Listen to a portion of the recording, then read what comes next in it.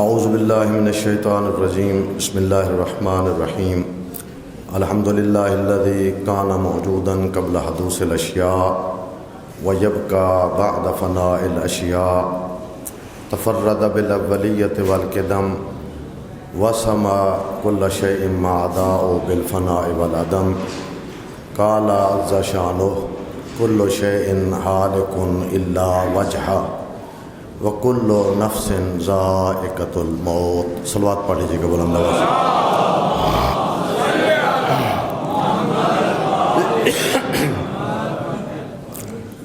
ماہ مبارک صیام دعاؤں کا مہینہ، عبادتوں کا مہینہ، رضاعتوں کا مہینہ، بخشش کا مہینہ، استغفار کا مہینہ، خداوند عالم کا خاص لطف ہے کہ جس نے ہمیں اس مہینے کو درک کرنے والا قرار دیا ہے۔ بہت بڑی عظمت ہے، بہت بڑا شکر ہے خدا کا کہ اس نے اس مہینے کی عظیم نعمت سے ہمیں میسر کی ہے۔ اس رمضان کے حوالے سے ماہ رمضان میں ہم مختلف اوقات میں جو ماہ رمضان کی خاص دعائیں ہیں، سحری میں دعائیں پڑھتے ہیں، افطاری کے وقت دعائیں ہیں، زوال کے وقت دعائیں ہیں، مختلف جو دعائیں ہیں وہ معمولاً میں نے ان کو شمار کیا ہے، جمع کیا ہے۔ 10 کے قریب ایسی دعائیں ہیں جو کثرت کے ساتھ ان دعاؤں میں تکرار ہوئی ہیں۔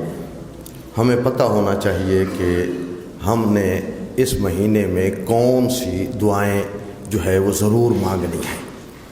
وہ 10 دعائیں ہیں، زیادہ البتہ زیادہ بھی ہو سکتی ہیں لیکن تکراری ہیں۔ جتنے بھی اعمال، جتنے بھی مفاتیح الجنان اور باقی کتابوں میں دعاؤں کا تذکرہ ہوا ہے، 10 کے قریب ایسی دعائیں ہیں جو کہا گیا ہے کہ ماہ مبارک رمضان میں ہر صورت میں ہمیں مانگنی چاہیے اور ہمیں ان دعاؤں کا تکرار کرنا چاہیے اور خواہش کرنی چاہیے۔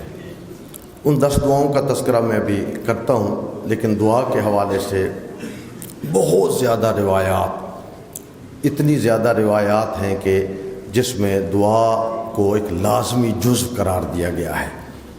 ایسی نماز جو نماز ہے اور اس کے بعد اگر دعا نہیں ہے تو اس میں بتایا گیا ہے کہ کتنا زیادہ تفاوت پایا جاتا ہے وہ نماز جو دعا کے ساتھ ہو اور وہ نماز جو دعا کے بغیر ہو۔ لہذا میں چاہتا ہوں کہ پہلے تھوڑا سا معصومین کی زبانی دعا کی اہمیت اور عظمت پر جو معصومین نے چند کلمات فرمائے ہیں ان میں سے کچھ میں آپ کی خدمت میں پیش کر دوں تاکہ ہمارے لیے آسانی پیدا ہو جائے دعا کے مفہوم کو سمجھنے کے حوالے سے۔ سرور کائنات امیر المؤمنین کو جو وصیتیں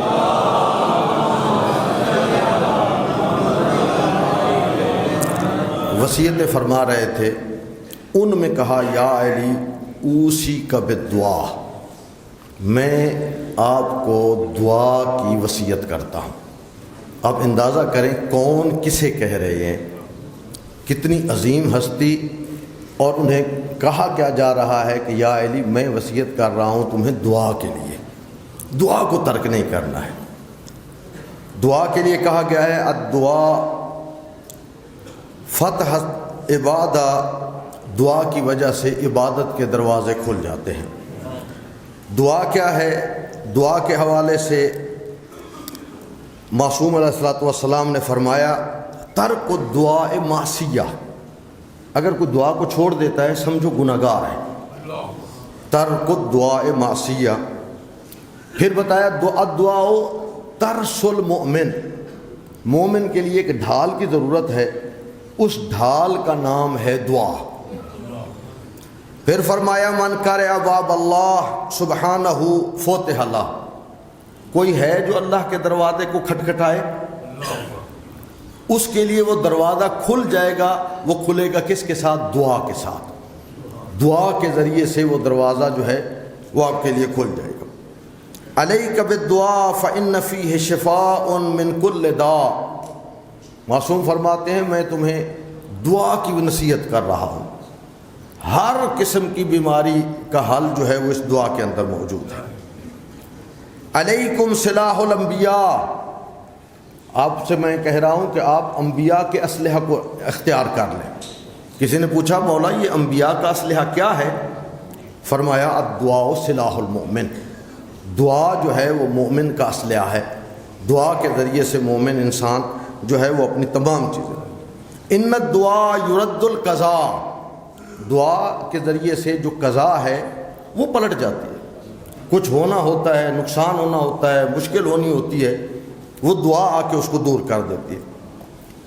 داؤ امراضکم بصدقہ، اپنے بیماروں کا علاج کیا کرو صدقہ دے کر۔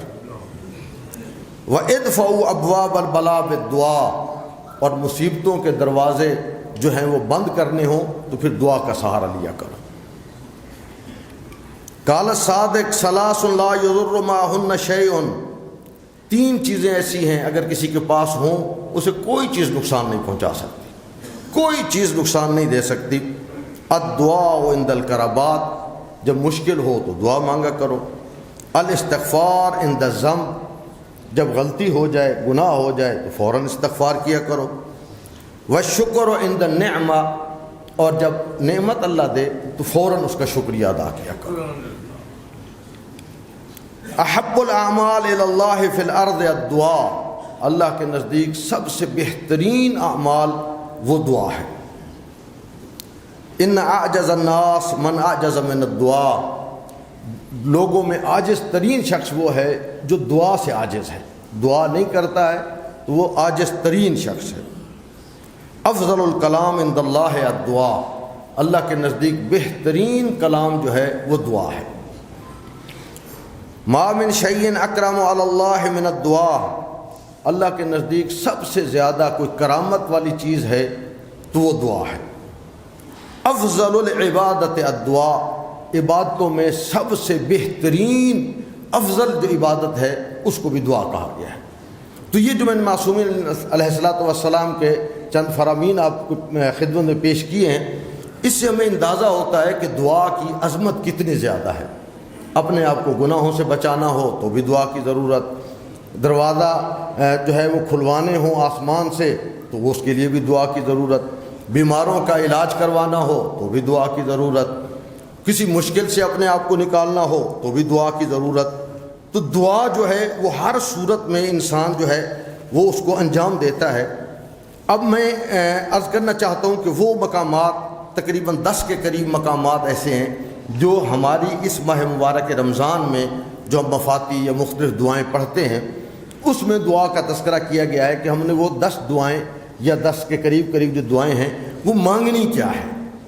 انسان حیران ہوتا ہے، اور شاید ان میں سے اکثر دعائیں شاید ویسے تو ہم پڑھتے ہیں، جب دعائیں پڑھ رہے ہوتے ہیں تو یہ دعائیں آ جاتی ہیں اور بسا اوقات میں ترجمے کا بھی خیال نہیں ہوتا ہے کہ وہ دعا کیا ہے، لیکن وہ 10 چیزیں جو ہیں سب سے زیادہ تذکرہ، البتہ یہ ترتیب 1 2 3 کے حوالے سے نہیں ہے، یعنی 10 چیزیں بیان کی گئی ہیں، لیکن بہت زیادہ تذکرہ کیا گیا ہے دعائے حج کی۔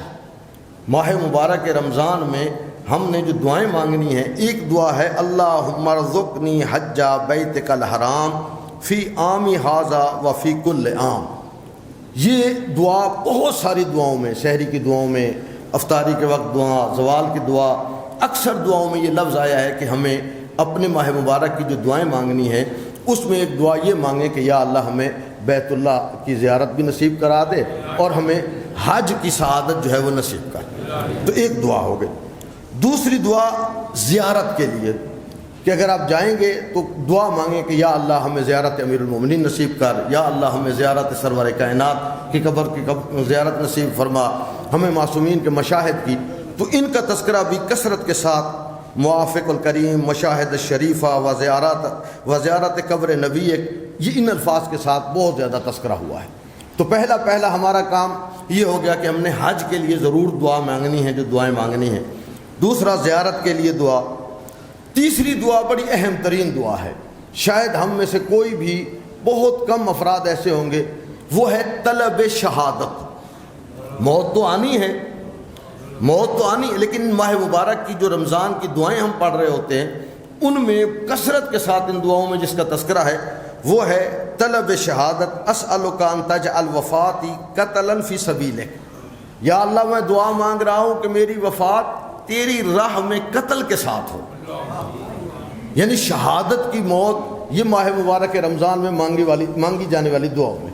تو ہم نے دعا مانگنی ہے حج کے لیے، ہم نے دعائیں مانگنی ہے زیارت کے لیے، ہم نے دعائیں مانگنی ہے شہادت کے لیے۔ چوتھی دعا جہنم سے نجات اور براءۃ من النار، یہ الفاظ کے ساتھ آئی ہے کہ ہم نے ہمیشہ جب دعائیں مانگنی ہے تو رمضان میں مانگی جانے والی چوتھی دعا ہے کہ جہنم سے نجات۔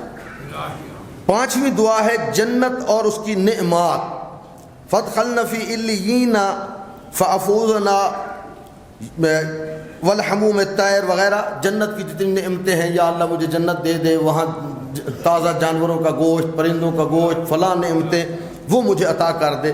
تو یہ پانچویں دعا تو پہلی ہو گئی، حج کے لیے ہم نے کرنی ہے، زیارت کے لیے ہم نے دعا کرنی ہے، شہادت کے لیے دعا کرنی ہے، جہنم سے نجات کی دعا کرنی ہے، جنت اور اس کی نعمات کی دعا کرنی ہے۔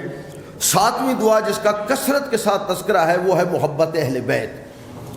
محبت اہل بیت ماہ مبارک میں مانگی جانے والی دعاؤں میں اللہم اجعلنی فیہ محبا لاولیائک و اوصیائک، پروردگارہ مجھے اپنے اوصیاء اور اپنے اولیاء کا محب قرار دے۔ سرور کائنات کے ایک جملے اس میں موجود ہیں، حبی و حب اہل بیتی نافع سبعۃ مواطنا، میری محبت اور میرے اہل بیت کی محبت آپ سب کو 7 جگہوں پر کام دے گی۔ محبت اہل بیت اور محبت سرور کائنات 7 جگہ پر۔ پہلا مقام کہاں ہے جہاں محبت کام دے گی؟ عند الوفات، جب انسان اس دنیا سے جا رہا ہوگا تو اس وقت محبت اہل بیت اور محبت سرور کائنات وہ ہمیں کام دے گی۔ دوسرا قبر میں کام دے گی، تیسرا محشر میں کام دے گی، چوتھا جب حساب کتاب ہونے لگے گا اس وقت کام دے گی، پانچواں میزان کے وقت کام دے گی، چھٹا صراط کے وقت کام دے گی، آٹھواں عند الحساب وہ ہمیں کام دے گی۔ یہ 8 وہ مقامات ہیں کہ اگر محبت اہل بیت ہوئی تو یہ ہمارے اس دنیا سے جانے کے بعد ان 8 مقامات پر ہمیں جو ہے وہ بہت زیادہ کام دے گی۔ ان مقامات کے علاوہ روایات میں ہمیں دعا کرنے کی جگہیں بھی ملی ہیں کہ کس کس وقت، کس کس ٹائم، کس کس جگہ پہ دعا کی جائے۔ تو امیر المومنین نے جو مقام دعا بتائے ہیں کہ کس وقت دعا مانگنی چاہیے، وہ مقام کون سا ہے؟ اغتنم الدعاء عند 5 مواطن، 5 ایسی جگہ ہیں کہ جہاں 5 وقت ایسے ہیں کہ جہاں آپ دعا مانگیں تو دعا رد نہیں ہوتی۔ نمبر 1 عند قراءۃ القرآن، جب قرآن مجید کی تلاوت کر رہے ہو تو اس کے بعد اگر آپ دعا مانگیں، کہ قبلہ صاحب بھی کثرت کے ساتھ آپ کو بتاتے ہیں کہ قرآن پڑھیں، سمجھیں، غور و فکر کریں اور اس کے بعد دونوں ہاتھ بلند کر کے دعا مانگیں تو اللہ دعا رد نہیں کرتا ہے۔ امیر المومنین بھی یہ ارشاد فرما رہے ہیں کہ جب آپ قراءت قرآن کریں تو قرآن کو بند کر کے نہ رکھیں، پہلے دعا مانگیں۔ ایک عند الاذان، ابھی اذان ہو رہی تھی تو اذان کے وقت دعا مانگیں تو معصوم فرماتے ہیں، علی ابن ابی طالب فرماتے ہیں کہ وہ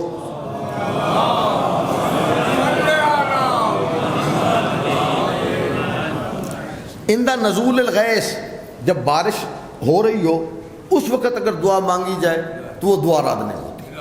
بارش کے وقت دعا مانگنا، جب 2 صفیں آپس میں لڑ رہی ہوں، ایک مسلمان ہو دوسرے غیر مسلم ہوں، تو شہادت کے وقت دعا مانگنا وہ بھی جو ہے۔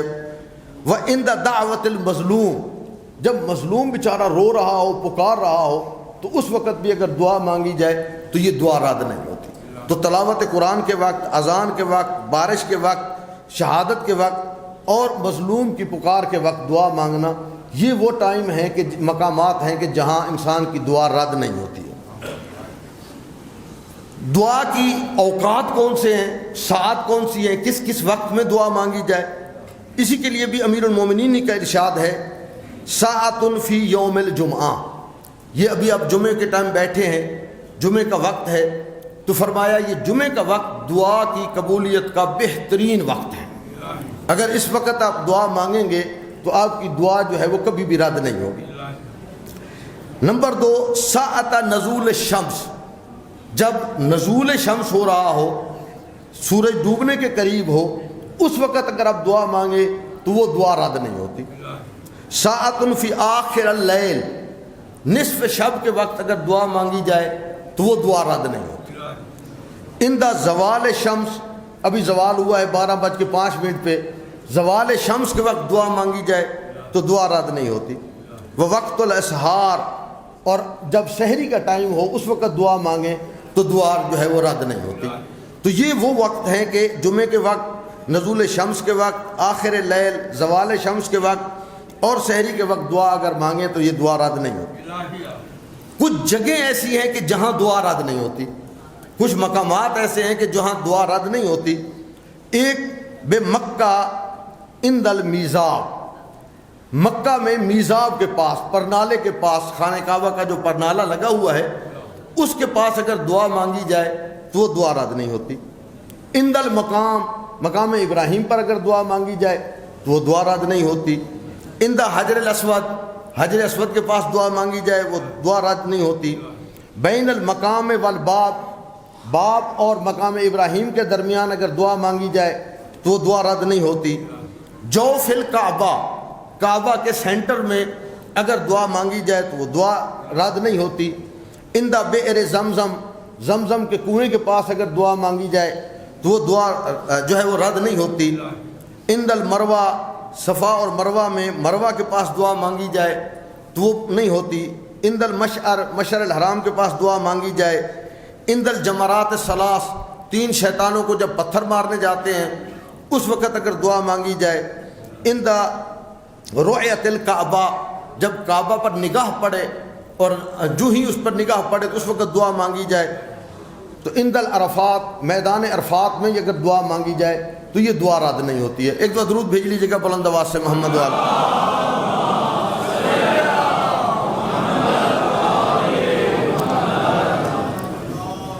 دعا کے حوالے سے انسان حیران ہوتا ہے کہ اتنی عظیم اور اتنی اہم نعمت ہے دعا۔ ہمارے امام ہادی علیہ السلام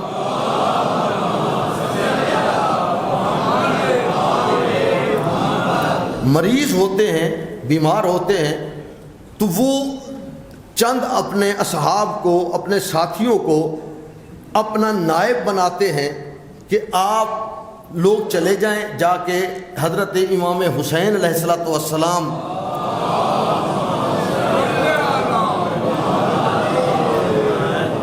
کی مشہد میں، مزار مقدس میں، قبہ حسینی کے نیچے، وہاں جا کے آپ میرے لیے دعا کریں۔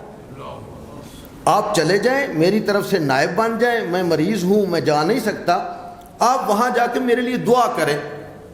تو اصحاب سوال کرنے لگے، جبنا رسول اللہ آپ سفینہ نجات نہیں ہیں؟ آپ بھی تو سفینہ نجات ہیں، آپ ہمیں کہہ رہے ہیں کہ چلے جائیں امام حسین علیہ السلام کی ذریعے میں اور وہاں جا کے دعا مانگیں، آپ بھی تو سفینہ نجات ہیں، آپ خود یہاں سے بیٹھ کے دعا مانگیں۔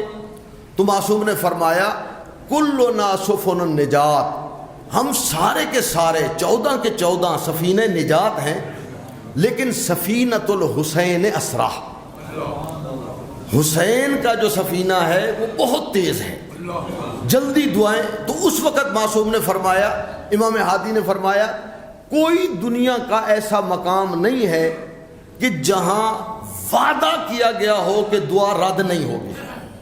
یہ جتنے میں نے مقامات کا عرض کیا ہے، دعا مانگیں ضروری ہے، فلاں جگہ مکہ میں کسی جگہ پہ یہ نہیں کہا گیا دعا مانگیں گے تو قبول ہو جائے گی، کسی جگہ، جتنے جگہ میں نے بیان کی ہیں کسی جگہ نہیں کہا گیا۔ امام فرماتے ہیں کہ ایک مقام ایسا ہے، وہ ہے زیر قبہ حسینی، اللہ نے وعدہ کیا ہے حسین سے کہ وہاں کوئی دعا مانگی جائے کبھی دعا رد نہیں ہوتی، وہاں کوئی دعا رد نہیں ہوتی، اس لیے میں نے بھیجا ہے۔ اور دوسرا، پوری دنیا کی مٹی، خاک کسی جگہ پہ بھی کھانے کی اجازت نہیں ہے، حرام ہے، سوائے خاک شفا کے، کہ جس کے لیے امام حسین کی تربت کو خاک شفا کا درجہ دیا گیا ہے۔ تو دعا کو ہم کسی صورت میں بھی ترک نہیں کر سکتے، لیکن دعا مانگنے کے کچھ طریقے ہیں، یہ تو میں نے جگہیں اور یہ بیان کی ہیں، 10-15 طریقے ایسے بیان کیے گئے ہیں جو ہمیں دعا مانگنے کے وقت انجام دینے چاہیے۔